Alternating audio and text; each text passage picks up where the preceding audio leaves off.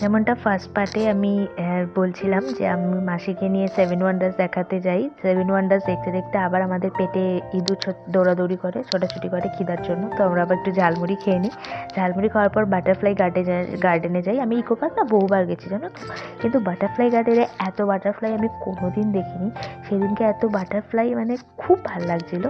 দেন আমরা সবাই মিলে যাই ট্রপিক্যাল রেন ফরেস্টে, যেখানে এই যে আর্টিফিশিয়াল বৃষ্টি হচ্ছিলো ঠান্ডা ঠান্ডা ওয়েদারে, এটা যখন গায়ে পড়ছিলো না মানে দারুণ লাগছিলো।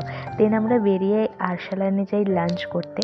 আরসালানেও এত ভিড়, 20 মিনিট ওয়েট করার পর আমরা সিট পাই। দেন আমরা এখানে বসি, আর আরসালান স্পেশাল মাটন বিরিয়ানি তো খেতেই হবে। তো মাটন বিরিয়ানি খাওয়ার পর আমরা ফিরনি খাচ্ছিলাম, তাই আর সবাই মিলে বসে একটু গল্প করছিলাম। এই মুহূর্তগুলোই থেকে যাবে আর কি। দেন বাড়ি ফিরি, দুর্গানগরের বাড়িতে ফিরে ফ্রেশ হয়ে দেন আবার এই ট্রেনে এরকম কীর্তন শুনতে শুনতে আমি কাঁচরাপাড়ার বাড়িতে ফিরি। তো চলো দেখা হবে নেক্সট ভিডিওতে।